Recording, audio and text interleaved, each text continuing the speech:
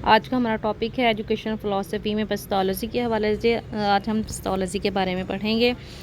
Pathology 12 जनवरी 1746 में Switzerland के शहर ज़ूरिच में पैदा हुआ और एक वालिद जो थे उनके वो एक मशहूर लाइक तबीब थे। आपके वालिद जल्द वफ़ात पा गए थे और आपकी परवरिश जो थी वो वालदा और ख़ादमा ने की थी और इब्तदाई तालीम आपने घर पर ही हासिल की थी। पेथोलॉजी था वो इनकलाबी जहन का माहिर था। इनकलाबी जहन का मालिक होने की वजह से वो बहुत सारे मुख्तलिफ़ पेशे जो थे उनको अख्तियार किए उसने, जिसमें से उसने कभी कानून की तरफ राग़िब हुआ, कभी वो पादरी बना और कभी जो था वो किसान बना और आखिरकार वो पेशाए मौलवी उसने अख्तियार कर ली। पेथोलॉजी ने न्यू हाफ में 1774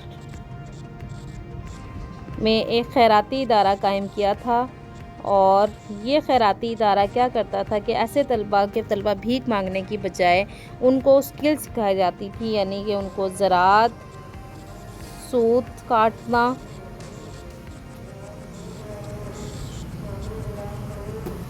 कपड़ा बुनना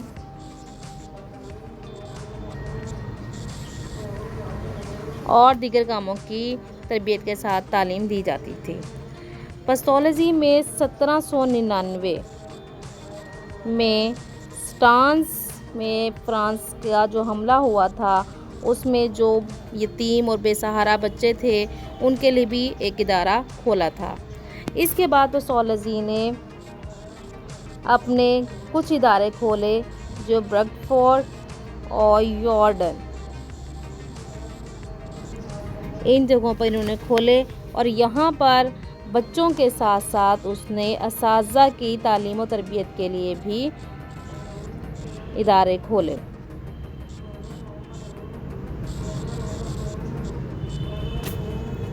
आखिरी उम्र में फ़्रांस और रूस ने उनकी खिदमात के एतराफ़ में फ़्रांस की शहरियत दी गई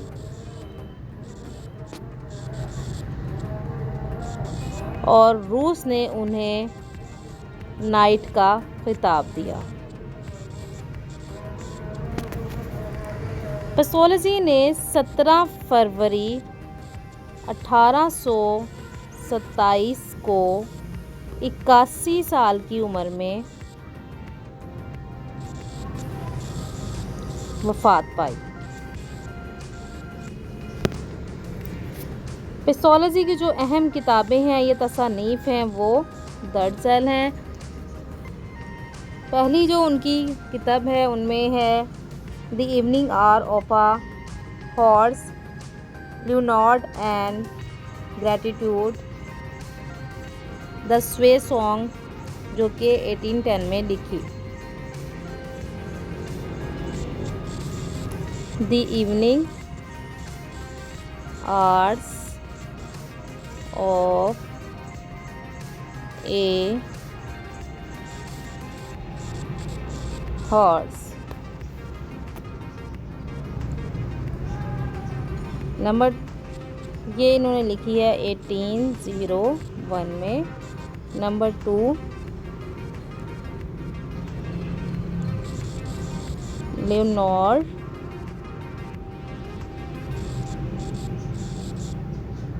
and gratitude, the truth,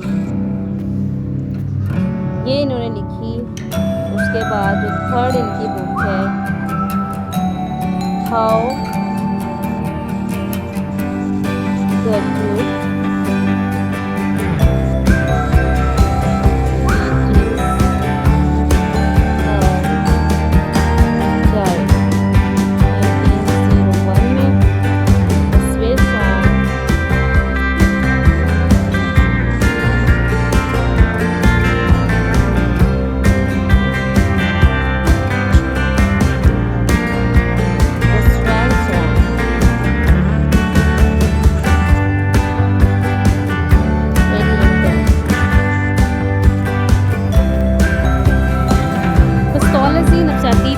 बानी जाना रहता है और वो कहता है कि तालीम जो है वो इंसान का पहला हक है।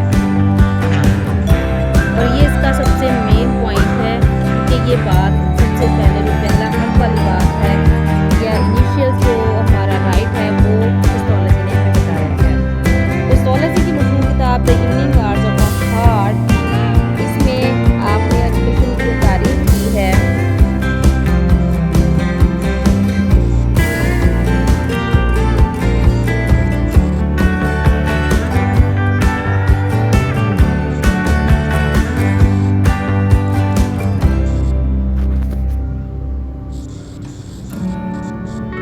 वो कुछ इस तरह से की है कि education is the normal progressive and harmonious development of all the powers, यानी कि वो ये कहता है कि तालीम जो होती है उसका क्या है, वो ऑल द पावर्स और डेवलपमेंट है, यानी कि हर लिहाज से प्रोग्रेसिव होनी चाहिए, हारमोनियस होनी चाहिए तमाम तर पावर्स के साथ। इसके अलावा टेक्नोलॉजी जो है वो पहला फकीर है जो ये कहता है कि बच्चा जो है वो एक पौधे की मानी है।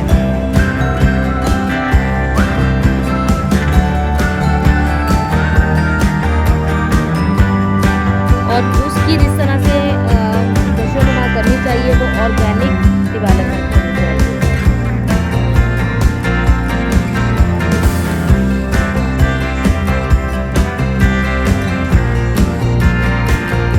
पिस्टोलॉजी के तालीमी फ़लसफ़े का महवर जो है वो भी हवासे ख़म्सा है, जैसा कि रोसो का था,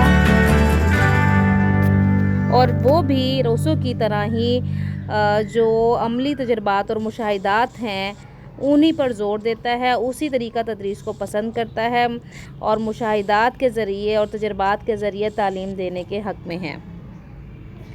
इख़लाक़ी और मज़हबी तालीम के भी हक़ में है,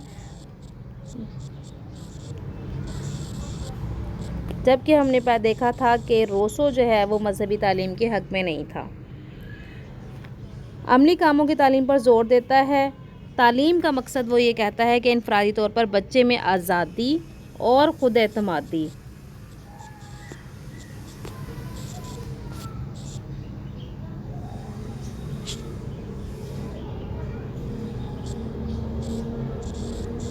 ये पैदा करना है और इसके साथ साथ अताअत के जज्बे को भी रासिख करना है। फ़ितरी सलाहियतों की नशोनुमा बहुत ज़्यादा ज़रूरी है।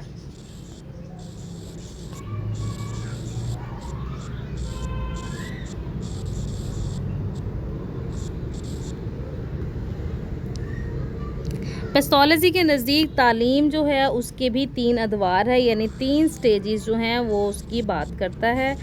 और वो स्टेजेस जो हैं वो किस तरह से है, वो कहता है कि बर्थ से यानी कि पैदाइश से लेकर 8 साल तक पहली स्टेज होती है। कि पैदाइश से लेकर कितने साल तक, 8 साल तक हम क्या करेंगे, बच्चों को इब्तदाई तालीम देंगे, ये उसकी पहली स्टेज है। और उसके बाद दूसरी स्टेज है वो क्या कहता है कि 8 से लेकर कितने साल तक, 11 साल तक, ये उसकी दूसरी स्टेज है। और तीसरी स्टेज में वो कहता है 11 से लेकर 18 साल तक, ये तीसरी स्टेज है। अब जो तीसरी स्टेज है इसमें वो ये कहता है कि हिसाब, जोग्राफिया, ड्राइंग, मौसीकी, मजहबी, इखलाकी और तारीख़ से वाक़फ़ियत की जो किताबें हैं या जो सिलेबस है, जो करिकुलम है वो पढ़ाना चाहिए। तालीम के जो असूल हैं वो नेचुरली हैं कि मालूम से नामालूम की तरफ हमने जाना है।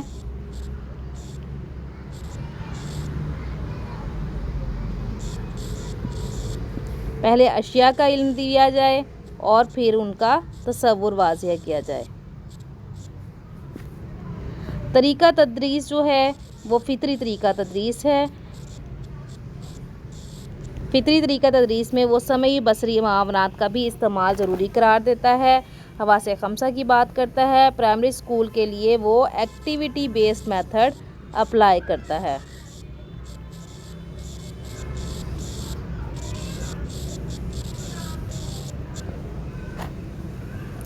हम वतनों ने पिस्टोलॉजी की वफ़ात के बाद तब उसे ख़राज तहसीन पेश किया है और ये बेहतरीन ख़राज तहसीन है जो कि पिस्टोलॉजी को दिया गया है। पेस्टोलॉजी के बारे में कहा गया है, जो उसको खराज तहसीन जो कि वहाँ के लोगों ने दिया है, वो कुछ इस तरह से है कि यहाँ हेनरी पेस्टोलॉजी सो रहा है, जो ज़िवरिच में 12 जनवरी 1746 को पैदा हुआ, जिसका इंतकाल बगडफोर्ड में 17 फरवरी 1827 में हुआ, जो न्यू हॉफ के गरीबों का मुहाफिज, स्टांस के यतीमों का बाप, बगडफोर्ड के मशहूर मदरसे का बानी, वोडन में बानी, नोए इंसान का मुअल्लिम, और इसके अलावा इस दूसरों के लिए उसने सब कुछ किया है, लेकिन अपने लिए उसने कुछ नहीं किया। खुदा उसकी रूह को सुकून दे। और मेरा ख़्याल है ये पूरा का पूरा जो पैराग्राफ है लास्ट वाला, इसमें पेस्टोलॉजी की जो पूरी पीरियड है उसका बर्थ से लेकर डेथ तक और जितने भी उसकी अचीवमेंट्स हैं उन सब को कोड किया गया है। I hope you like this video. Thank you so much.